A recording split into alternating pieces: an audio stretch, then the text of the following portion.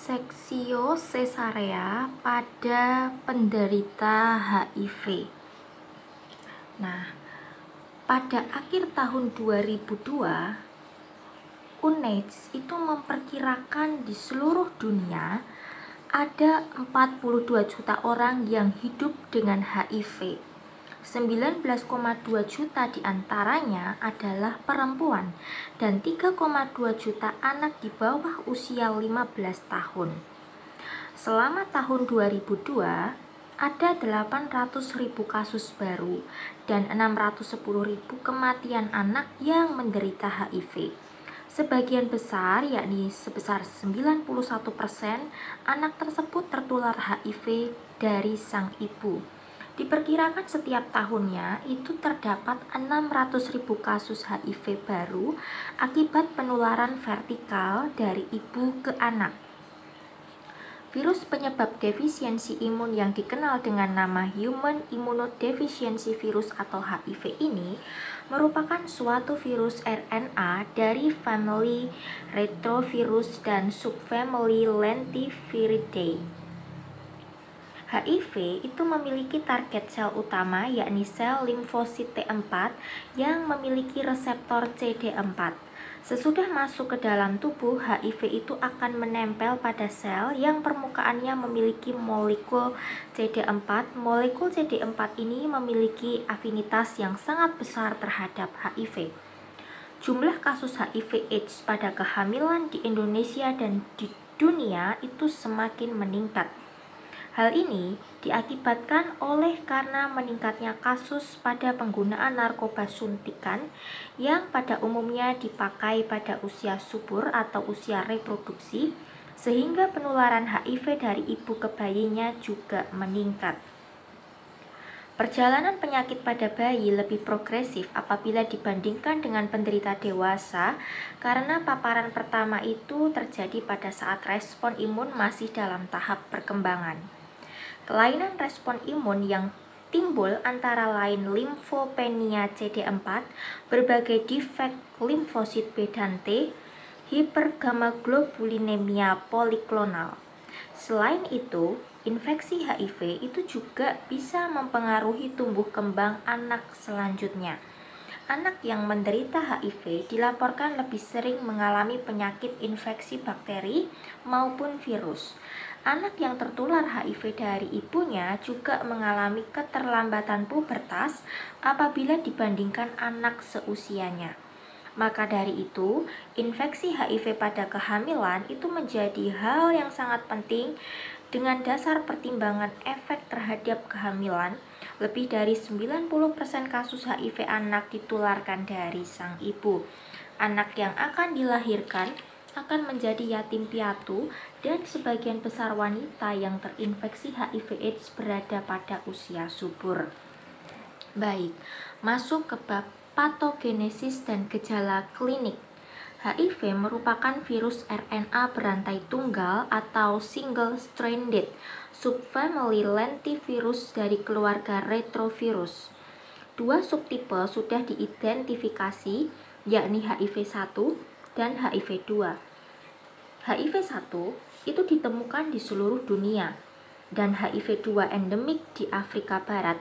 Seperti keluarga retrovirus lainnya, HIV berisi enzim reverse transkriptase yang memungkinkan virus RNA akan ditranskripsi menjadi DNA yang kemudian dimasukkan ke dalam genom sel inang dan bisa mereplikasi secara bebas. Penghambatan proses replikasi virus merupakan target dari agen antiretroviral atau ARV. HIV utamanya menginfeksi limfosit T helper atau CD4 T sel dan mengarah kepada kerusakan yang progresif secara kuantitatif dan kualitatif, membuat tuan rumah itu lebih rentan terhadap infeksi oportunistik dan keganasan. Beberapa jenis penularan infeksi adalah melalui hubungan seksual, yakni sebanyak 60% sampai dengan 70%. Penularan ibu ke anak selama kehamilan, persalinan dan menyusui itu sebesar 20 sampai dengan 30%. Kontaminasi darah Kemudian produk darah dan organ donor sebesar 3 sampai dengan 5% dan jarum yang terkontaminasi 2 sampai dengan 3%. Hal ini mengarah pada identifikasi beberapa kelompok berisiko tinggi termasuk hetero dan homoseksual, penyakit menular seksual lainnya, pengguna narkoba suntik, penderita hemofilia, dan pasien dari daerah endemis. Infeksi HIV diklasifikasikan berdasarkan gejala klinis serta tingkat keparahan dari terdepresinya sistem imun tubuh yang tercermin dari agregasi CD4+T jumlah sel. Diagnosa infeksi HIV itu ditegakkan saat pasien masuk ke dalam stadium 3 atau 4 dan atau imunodefisiensi berat. Kondisi penyakit dengan gejala klinis atau imunodefisiensi yang berat itu dikenal sebagai AIDS. Masuk ke bab penularan HIV dari ibu ke bayi. Sekitar 90% anak yang terinfeksi HIV itu memperoleh infeksi dari sang ibu selama kehamilan dan persalinan. HIV bisa ditularkan dari ibu ke anak selama antepartum, intrapartum, dan periode postpartum melalui ASI. Dalam kebanyakan kasus penularan HIV dari ibu ke bayi itu diyakini terjadi saat mendekati proses kelahiran atau pada saat melahirkan. Tanpa pengobatan profilaksis antiretroviral, tingkat transmisi berkisar antara 16% dan 25%. Pada bulan Februari 1994, Pediatric AIDS Clinical Trial Group atau PACTG itu memberikan laporan bahwa profilaksis AZT ya, itu bisa mengurangi transmisi perinatal HIV hampir sampai dengan 70%. Pada akhir 1990-an, penggunaan gabungan dari 3 atau lebih obat antiretroviral yang ditemukan sangat sukses dalam menekan replikasi virus. Nah, sejak tahun 1994 terdapat kemajuan dalam pemahaman patogenesis infeksi HIV dan pengobatan serta pemantauan penyakit HIV. Penularan HIV pada tingkat perinatal itu bisa dikurangi hingga mencapai 1 sampai dengan 2%, yakni dengan terapi antiretroviral yang efektif. Terdapat banyak faktor yang bisa mempengaruhi transmisi HIV perinatal, yaitu dari faktor ibu, faktor kandungan, faktor bayi.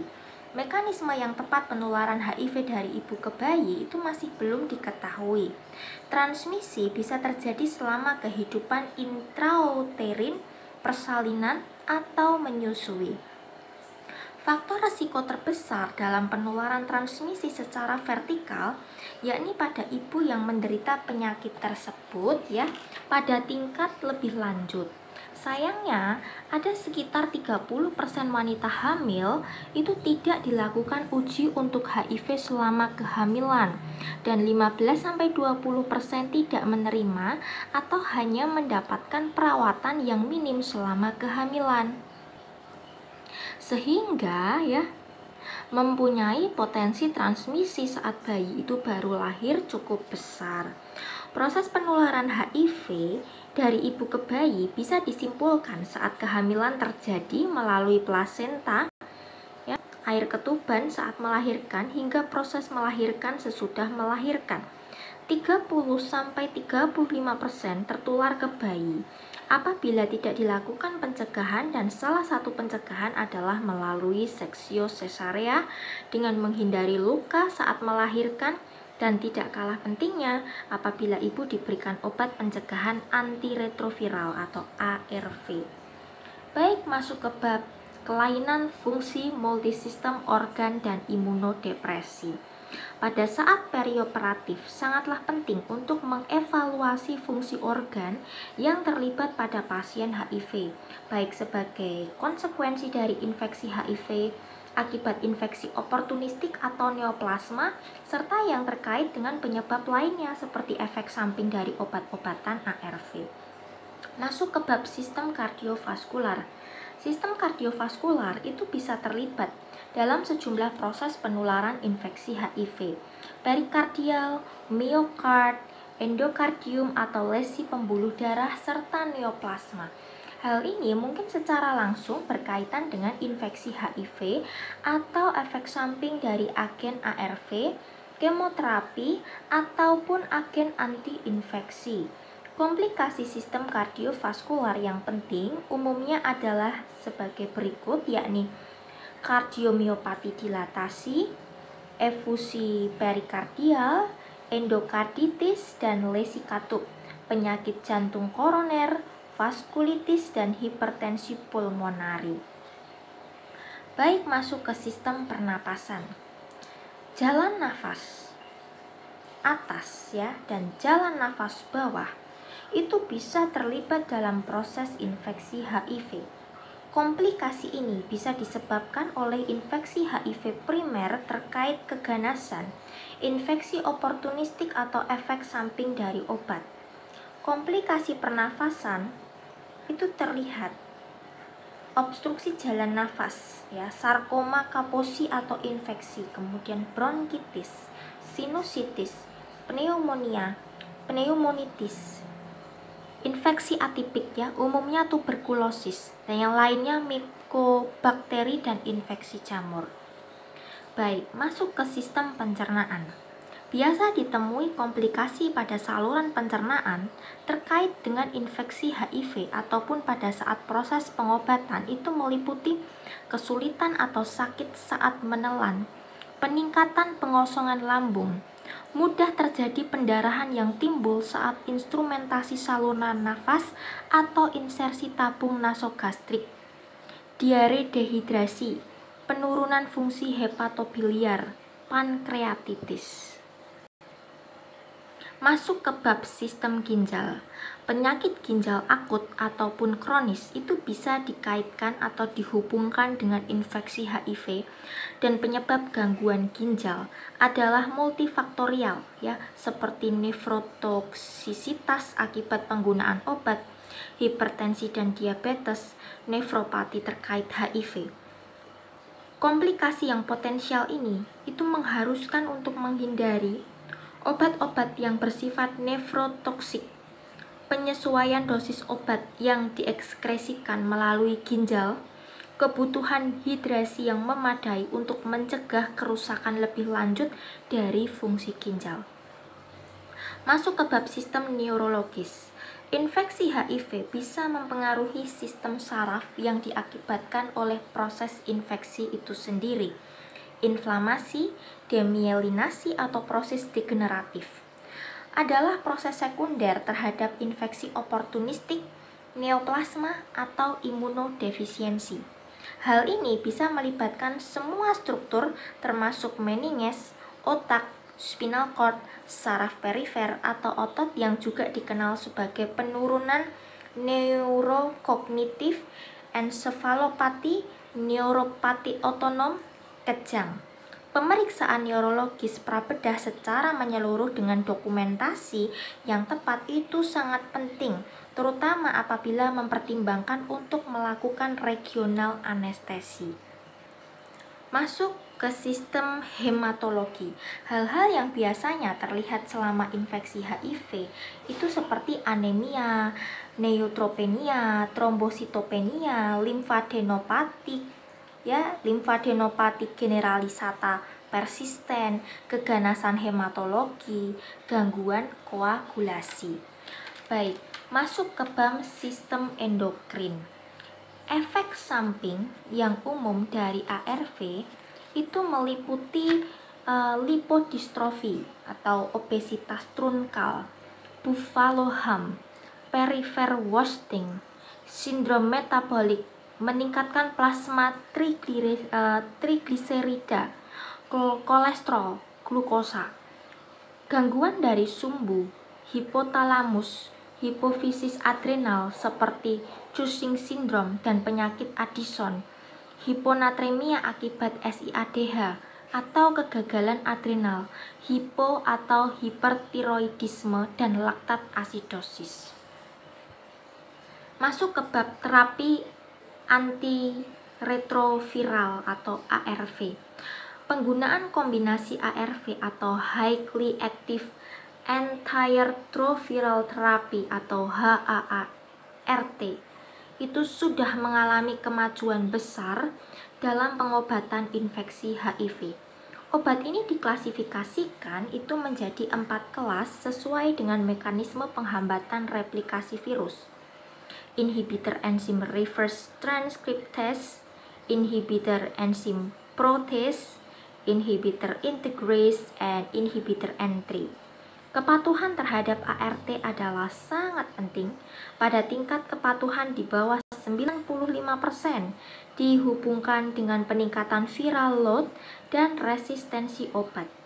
Beberapa contoh ARV seperti abacavir atau ABC, didanosin atau DDI, kemudian amtricitabine atau FTC, lemifudin atau 3TC, stafudin atau D4T, sidofudin AZT atau ZTV, kemudian delafirdin atau DLV, efavirenz atau EFV, etravirin atau ETR. Baik, masuk ke bab efek samping ya. Jadi efek samping dari terapi ARV itu harus diperhatikan selama penilaian pembedah. Efek samping bisa dibagi menjadi 4 kelompok. Yang pertama, disfungsi mitokondria seperti laktat asidosis, toksisitas hati, pankreatitis, kemudian neuropati perifer. Yang kedua, kelainan metabolik seperti maldistribution lemak dan perubahan pada habitus tubuh, dislipidemia, hiperglikemia dan resistensi insulin, gangguan tulang, miosteopenia, osteoporosis, dan osteonekrosis. Yang ketiga, penekanan sumsum tulang, anemia, neutropenia, dan trombositopenia. Dan yang keempat adalah reaksi alergi, ruam kulit, dan respon hipersensitivitas. Baik, masuk ke bab interaksi obat, anestesi, dan ARV. Obat anestesi itu bisa berinteraksi dengan ARV, menyebabkan perubahan farmakodinamik untuk mempengaruhi keberhasilan dan toksisitas ARV. Dan efek farmakokinetik dari ARV itu bisa mempengaruhi absorpsi, distribusi, metabolisme, dan eliminasi obat anestesi. Interaksi farmakodinamik itu bisa dikelola dengan menghindari agen anestesi seperti halotan atau metoxifluran yang menyebabkan gangguan fungsi hati atau disfungsi ginjal.